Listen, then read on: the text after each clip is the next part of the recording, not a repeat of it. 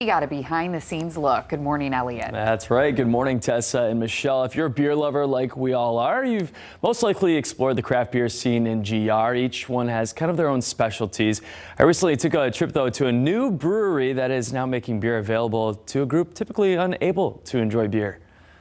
We have 4 10-barrel vessels. Brewery Nyx's operation may be small, but this Beer City spot holds a pretty big title. So we are Michigan's first dedicated gluten-free brewery. Inspired by her own intolerance for gluten, owner Jessica Strickland spent more than a decade shying away from beers, all because of how they made her feel. So what's that? What's that noise? Well, that's our condensate pump. That all changed, though, when she discovered 2 gluten-free options in her own town out west. I was able to go to a tap room and drink the flights and bring beer home and have, we would grill out and I'd have some beer, and it was so great to be able to have that experience again. So when this West Michigan native returned home only to find the area still didn't have options for her gluten-free friends, she decided to take matters into her own hands. She had a vision and now needed a beer maker. Enter Nick. I'm not doing anything weird or special to it in order to make it gluten-free. I'm just using gluten-free ingredients to make regular beer.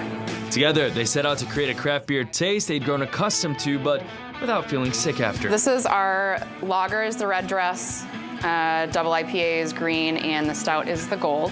The names, the taste, and even the look, similar to what you'd find in a typical craft beer, but the process, far from it. Normal barley, you take it, you throw it in the mash tun, you get it to the temperature that it needs to be at, and the enzymes take over. They just convert it for you.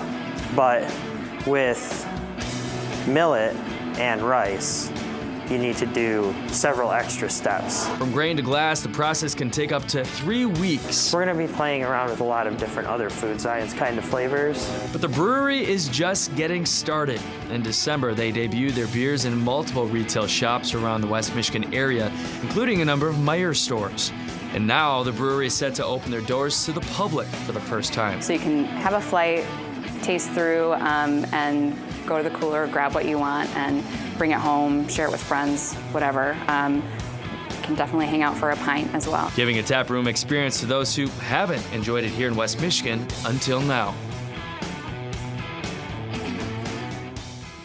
All right, so stay tuned for that opening date. Licensing is still being processed as we speak, so they're hoping to open in the next few months. So we'll make sure to tell you when that happens. As for if you want to find some of those beers you see on your screen, there's plenty of Meijer locations, a couple D&W locations as well, and I believe a spot in Forest Hills. So go try them out. They're really good. Their main focus to start out their first beers were just to taste like real craft beers, and now they're going to start trying to switch up some flavors too. And you, our brewmaster, explained what it's made with. Tell Thank everyone. you for that title. Yeah, so they are making them with rice, millet, and it's just a ton of extra steps to get it to the right temperature, to get, break down the rice, because otherwise if you make it with rice, it could taste like rice wine or certain things like that, and to make it taste like beer is a lot of process. So it was really cool, though, to kind of see that whole process happen. And a lot of folks need that. A lot of folks are gluten-free. If you're in Beer City and you can't have beer, what fun is that? True story.